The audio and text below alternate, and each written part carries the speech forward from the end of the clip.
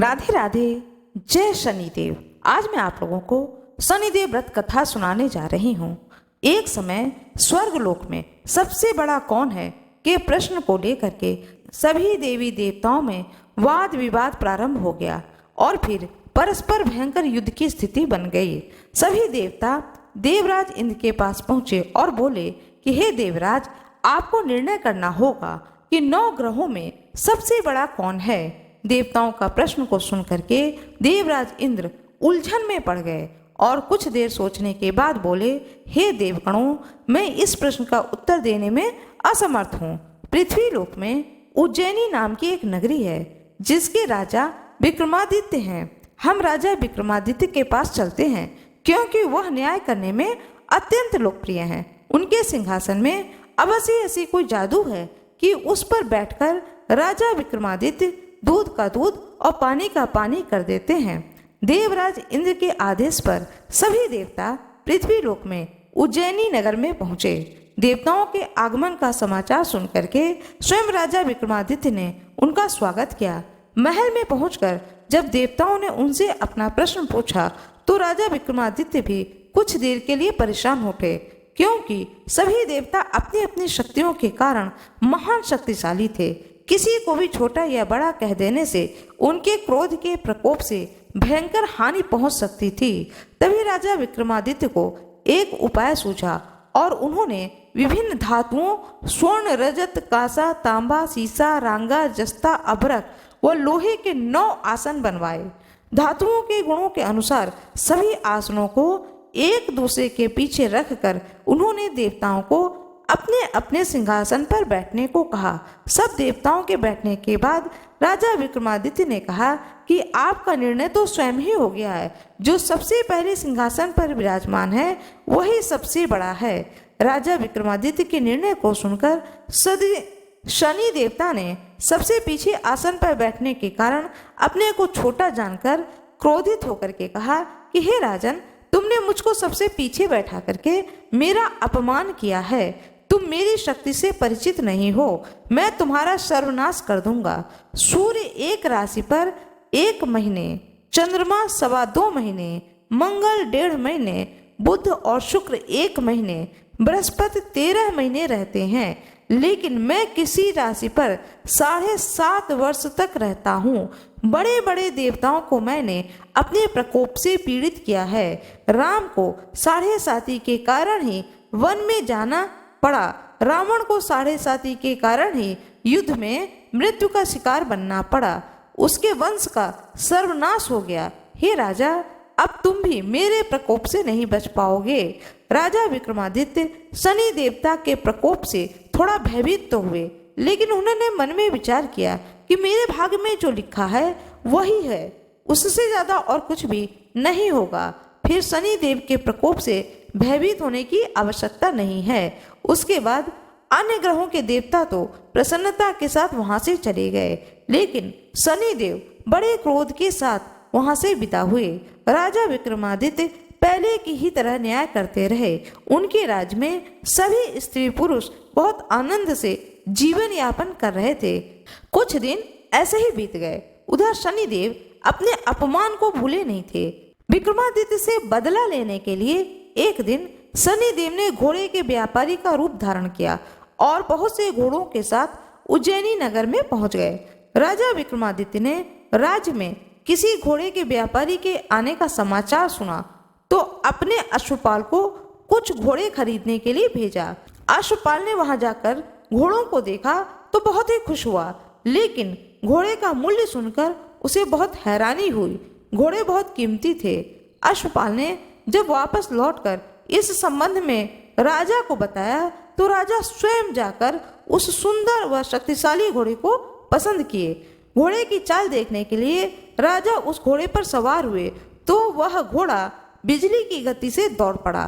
तेजी से दौड़ता हुआ घोड़ा राजा को एक दूर जंगल में ले गया और फिर राजा को वहां गिराकर जंगल से कहीं गायब हो गया। राजा अपने नगर को लौटने के लिए जंगल में भटकने लगा, लेकिन उसे लौटने का कोई रास्ता नहीं मिला। राजा को भूख प्यास लगाई। बहुत घूमने पर उसे एक चरवाहा मिला। राजा ने उससे पानी मांगा पानी पी करके राजा ने उस चरवाहे को अपनी अंगूठी दे दी। फिर उससे रास्ता पूछ करके वह जंगल से बाहर निकल करके पास के नगर में पहुंचे। राजा ने एक सेठ की दुकान पर बैठकर कुछ देर आराम किया। उस सेठ ने राजा से बातचीत की तो राजा ने उसे बताया कि मैं उज्जैनी से आया हूँ। राजा के कुछ देर दुकान पर बैठने के बाद सेठ जी की बहुत बिक्री हुई। सेठ ने राजा को बहुत भाग्यवान समझा और उसे अपने घर भोजन के लिए ले गया। सेठ के घर में सोने का एक हार खूंटी पर लटका हुआ था। राजा को उस कमरे में अकेला छोड़कर सेठ कुछ देर के लिए बाहर चला गया। तभी एक आश्चर्यजनक घटना घटी। राजा के देखते ही देखते सोने के उस हार को खूंटी निकल गई। सेठ ने कमरे में लौटकर हार को गायब देखा तो चोरी का संदेह राजा पर ही किया, क्योंकि उस कमरे में राजा ही अकेले बैठा था। राजा ने अपने नौकरों से कहा कि इस परदेसी को रस्सियों से बांध करके नगर के राजा के पास ले चलो। राजा ने विक्रमादित्य से हार के बारे में पूछा तो उसने बताया कि उसके देखते ही देखते खूंटी ने हार को निगल लिया था। इस पर राजा ने क्रोधित होकर के चोरी करने के अपराध में विक्रमादित्य के हाथ पांव काटने का आदेश दे दिया। राजा विक्रमादित्य के हाथ पांव काटकर उसे नगर की सड़क पर छोड़ दिया गया। कुछ दिन बाद एक तेली उसे उठाकर अपने घर लेकर गया। उसने अपने कोल्हू पर बिठा दिया। राजा आवाज देकर बैलों को हाँकता रहा। इस तरह से तेली का बैल चलता रहा और राजा को भोजन मिलता रहा। शनि के प्रकोप की 7.5 पूरे होने पर वर्षा ऋतु आरंभ हुई। राजा विक्रमादित्य एक रात मेघ मल्हार गा रहे थे कि तभी राजा के यहाँ से राजा की लड़की राजकुमारी मोहिनी रथ पर सवार हो उस तेली के घर के पास से गुजरी। उसने मेघ मल्हार सुना तो उसे बहुत ही अच्छा लगा और दासी को भेजकर गाने वाले को बुला लाने को कहा। दासी ने लौट करके राजकुमारी को अपंग राजा के बारे में सब कुछ बता दिया। राजकुमारी उसके मेघ मल्हार पर बहुत मोहित हो गई, अतः उसने सब कुछ जानकर भी अपंग राजा से विवाह करने का निश्चय कर लिया। राजकुमारी ने अपने माता पिता से जब यह बात कही तो वे हैरान रह गए। राजा को लगा कि उनकी बेटी पागल हो गई है। रानी ने मोहिनी को बहुत समझाया, बेटी तेरे भाग्य में तो किसी राजा की रानी होना लिखा है, फिर तू इस अपंग से विवाह करके अपने पांव पर कुल्हाड़ी क्यों मार रही है। राजा ने किसी सुंदर राजकुमार से उसका विवाह करने की बात कही। राजकुमारी ने अपनी जिद नहीं छोड़ी। अपनी जिद पूरी करने के लिए उसने भोजन करना छोड़ दिया और प्राण त्याग देने की धमकी देने लगी राजा को। आखिर में राजा रानी को विवश होकर के अपनी पुत्री का विवाह अपंग विक्रमादित्य से करना पड़ा। विवाह के बाद राजा विक्रमादित्य और राजकुमारी तेली के घर में रहने लगे। उसी रात स्वप्न में शनिदेव ने राजा से कहा कि हे राजन, तुमने मेरा प्रकोप देख लिया। मैंने तुम्हें अपने अपमान का दंड दिया है। राजा ने शनिदेव से क्षमा करने को कहा और प्रार्थना की कि हे शनिदेव, आपने मुझे जितना दुख दिया है इतना दुख अन्य किसी को न देना। शनिदेव कुछ सोचते हुए कहे कि अच्छा, मैं तेरी प्रार्थना स्वीकार करता हूँ। जो कोई स्त्री या पुरुष मेरी पूजा करेगा, शनिवार को व्रत करेगा, मेरी कथा को सुनेगा, उस पर मेरी अनुकंपा बनी रहेगी, उसे कोई दुख नहीं होगा। शनिवार को व्रत करने और चींटियों को आटा डालने से मनुष्य की सभी मनोकामनाएं पूर्ण होंगी।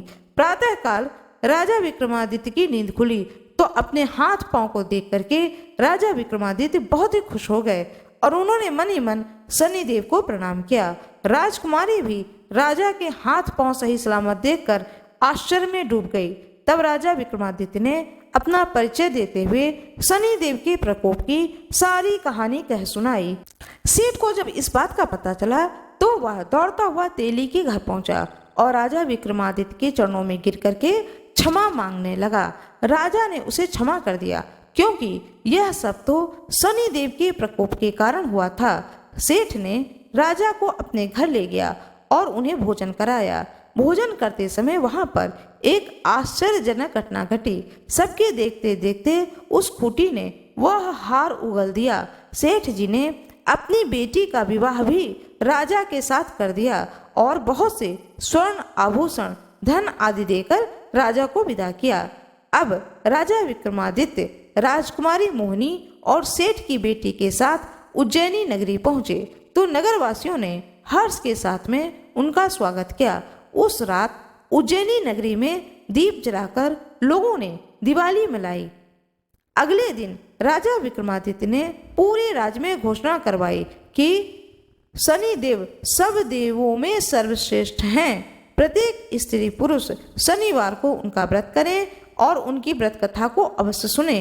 राजा विक्रमादित्य की घोषणा से शनिदेव बहुत ही प्रसन्न हुए और शनिवार का व्रत करने और कथा सुनने के कारण सभी लोगों की मनोकामनाएं शनिदेव की अनुकंपा से पूरी होने लगी। सभी लोग आनंद पूर्वक रहने लगे। भगवान शनिदेव की जय हो। प्रेम पूर्वक बोले सभी देवी देवताओं की जय हो। भगवान श्री गणेश की जय हो। कृपया कमेंट बॉक्स में शनिदेव की जय हो अवश्य ही लिख दीजिएगा। वीडियो को लाइक शेयर सब्सक्राइब अवश्य ही करिएगा। आप लोगों का बहुत बहुत धन्यवाद।